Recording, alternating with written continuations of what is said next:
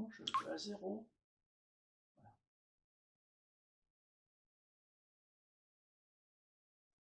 Miara-batrany amin'ny anaran'ny tompotompoko. Ary mino aho fa efa ao anatin'ny fitoerana mahafinaritra eo ambony kanapé isika, vonona hieno ny fifanenana tany Anefitra. Ao anatin'ny episodin'ny Fihaonana Tsy Nampoizina N moa izany izy ity. Ary miditra amin'ny andininy fahaefatra tsika izany androany. Fifanenana tany Anefitra. I Abrahama dia mpifindrafindra monina tao Moyen-Orient. Manana ny ampy ary tena mbola mavitrika sy matanjaka na dia efa 570 taona aza. Nandeha nivezivezy lavitra, niaraka tamin'ny fianakaviana, mpanompo, omby amanosy, omby amanondry sy ny lay. Nanoatra noho ny fifindran-trano. Eny, tena ery lehibe amin'izao fifindra-monina izao ny teny fikasan'Andriamanitra. Hitantsika ao amin'ny Genesisy 12:1-7.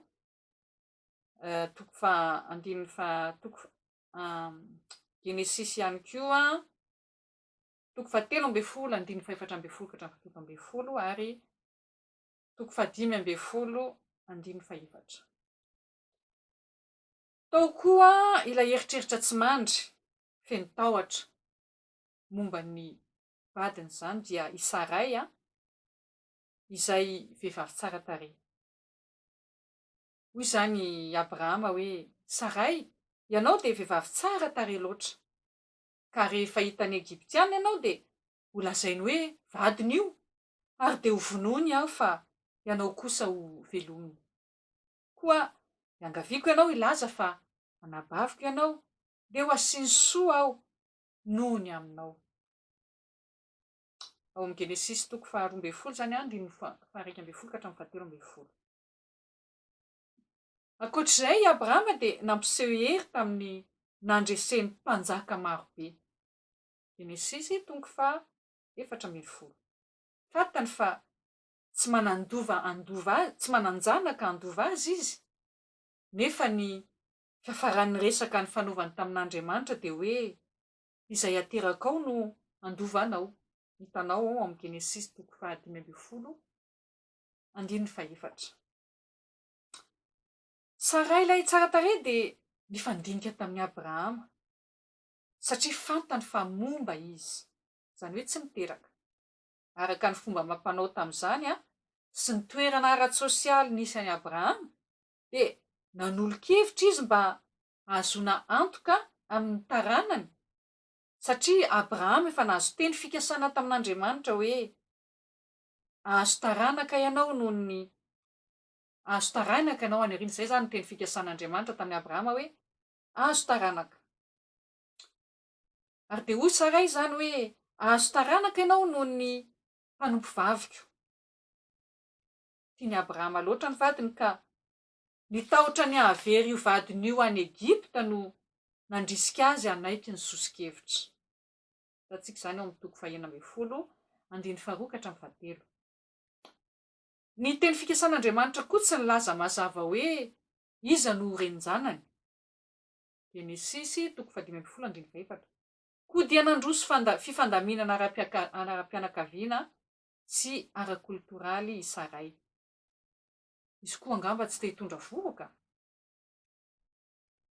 Egyptiana ilay mpanompo vavy, tsy mitovy sainana aminy. Mety azo eritreretina fa nandeha tsara fifandraisany tamin'ny Saray. Marina fa tsara tarehy Saray nefa momba.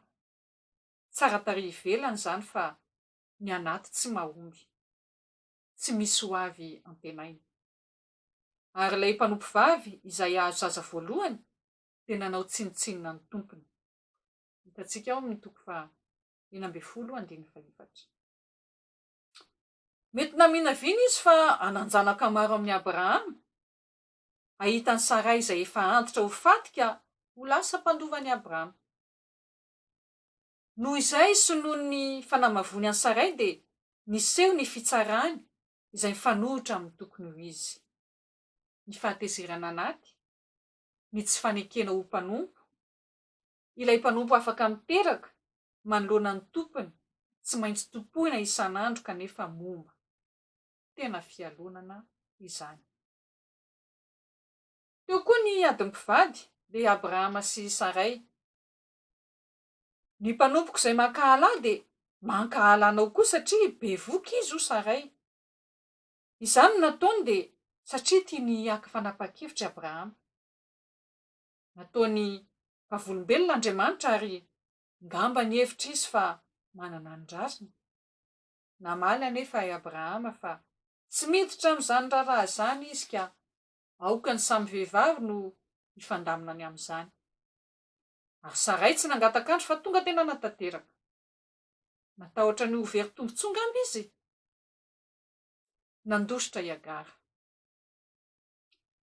Niainga tamin'ny sosikevitry Saray izay niafara tamin'ny fandresena dia lasa niaratsy ny toedrara no niambopony ny mpanompo-vavy ka nitarika fahatezeran'ny Saray. Mendrika ny hodiniana akaiky ireo vehivavy roa ireo satria samy tsy nandray andraikitra manoloana ny fady isony avy. Lasa nandeha tany Anefitra i Agara. Vehivavy sady irery no bevoka no nody any amin'ny tany niaviany. Very hevitra izy amin'ny hoaniny. Ny mety hifanena amin'ny olon-dratsy, ny mety hamafy kokoa ny fanandevozana. Kinanjo, nisy anjely namangy azy. Avy aiza ianao ary hoaiza hoy ity anjely. Namaly izy hoe mandositra ilay fiarovana, ilay tontolo iainana nanjakan'ny fandriampahalemana, kanefa Abrahama tsy nandroaka azy. Indraindray ny fivadian'ny toe-javatra tsy ampoizina no mitondra amin'ny seho toy izao. Indrisy fa ny fanosirana ny zava-misy sy ny tsy fandraisana andraikitra no fatao matetika. Ny tahotra ny hiatrika ny zava-misy no matetika mitondra any amin'ny fahoriana sy ny ratra anaty. Tsy nampanantena azy zavatra mora nefa ilay anjely. Miverena any amin'ny tompo vavinao ka miareta izay ataony aminao. Genesisy 4:20. Ary dia zavatra mahagaga no hita. Nahazo teny fikasana i Agara fa ho maro ny taranany. Teny fikasana izay ho azon'i Abrahama koa aoriana kely. Sarotra ny fanapahan-kevitra. Tsy ho arahana noho ny ampovy ny tenin'ny anjely sa hiverina ny amin'ny Saray. Niverin-dalana i Agara ary nanaiky ny akantoa an'i Saray izay niova ho Sara. Nanetry teny izy ary araka ny natolon'ny anjely azy dia nanaraka izay nolazainy Sara. Tena sarotra izany eo amin'ny adiny samy vehivavy. Ny zava-dehibe dia ny fahafantarana fa teraka tao an-tranon'ny rainy i Ismaela. Genesisy 17:17. Ismaela zanany sy izay rehetra teraka tao an-tranony. Tanteraka ny fikasana rehetra. Tandremo ny fandraisantsika ny ten'Andriamanitra. Aoka tsy hivoana. Azadino ny toerana nisy antsika voalohany mba tsy hananana fitseritana na fialonana. Ekeo hatrany am-boalohany ny fitahiana miaraka amin'ny toe-javatra ary aoka ho feno fisaorana an'Andriamanitra hatrany. Mahaiza manavaka ny fandrebirebena sy ny mety ho vokatry ny ataontsika sy ny safiditsika. Mora ny malaky tezitra nefa safidy ratsy izany.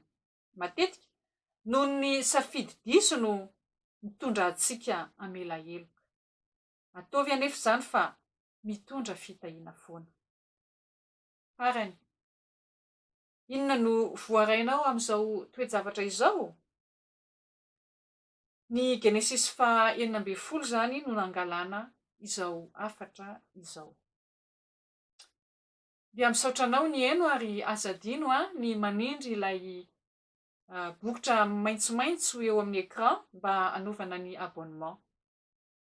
Gratuit foana izy io, izany hoe maimaim-poana ary afaka koa ianao miantso anay na te hifandray raha te hifandray aminay.